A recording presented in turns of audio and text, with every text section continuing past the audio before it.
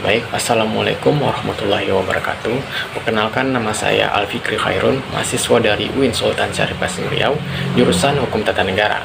Nah, dalam video kali ini saya akan menjelaskan tentang bagaimana sih alur penanganan perkara pidana, mulai dari laporan sampai kepada putusan. Baik, yang pertama itu adalah tahap kepolisian atau penyidikan. Nah, penyidikan adalah tahap yang pertama yang dilakukan setelah diterimanya laporan. Mungkin dari kita sebagian hukum tidak asing dengan istilah penyidikan, tetapi bagi orang awam masih banyak yang belum mengerti apa sih itu penyidikan. Nah, dalam KUHP pasal 1 ayat 2 dijelaskan bahwa penyidikan adalah serangkaian tindakan penyidik dalam hal dan menurut cara yang diatur dalam undang-undang ini untuk mengetahui serta mengumpulkan bukti yang dengan bukti ini membuat terang tentang tindak pidana yang terjadi dan guna menemukan tersangkanya. Nah, tujuan penyidik sendiri adalah yang pertama menentukan apakah benar telah terjadi tindak pidana, yang kedua mengidentifikasi siapa menjadi tersangkanya, yang ketiga itu mengumpulkan barang bukti. Nah, dalam penyidikan sendiri terdapat beberapa tahapan atau proses, yaitu pertama, setelah laporan diterima maka akan diterbitkan STTL, yaitu surat tanda terima laporan.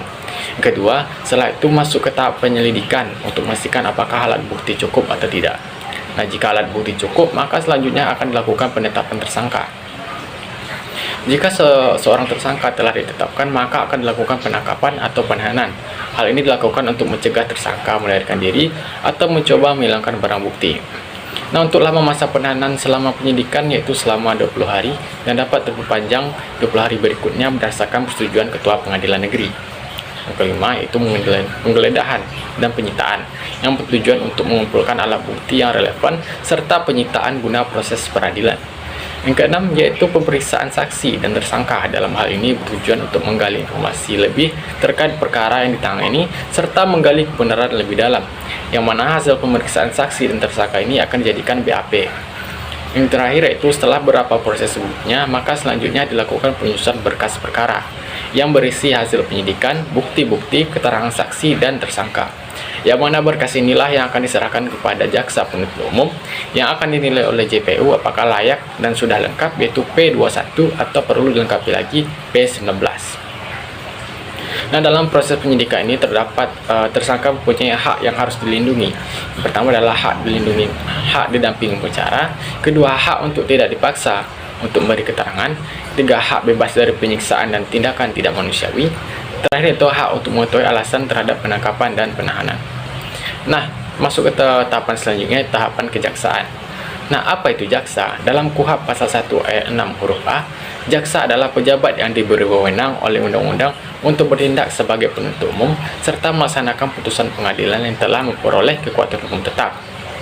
Tugas dan wewenang jaksa diantaranya yaitu menilai berkas perkara, menyusun dakwaan, mengajukan tuntutan dan melakukan eksekusi. Nah, pada tahap kejaksaan ini juga JPU akan menilai apakah berkas perkara ini layak untuk dilanjutkan ke peradilan atau perlu dilengkapi, serta sudah disebutkan sebelumnya bahwa tersangka ini diserahkan ke kejaksaan, yang dalam hal ini status tersangka berubah dari yang awalnya tahanan penyidik menjadi tahanan jaksa.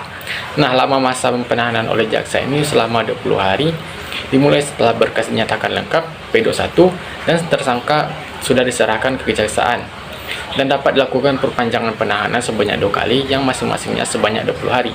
Dari total penahanan oleh jaksa sebanyak 60 hari. Nah, jika dalam hal ini telah lewat 60 hari masa penahanan oleh kejaksaan dan belum juga disidangkan, maka akan dilakukan mekanisme hukum selanjutnya, yaitu jaksa dapat memohon perpanjangan penahanan kepada pengadilan atau pengadilan memutuskan tersangka bebas sementara dengan jaminan atau tahanan rumah.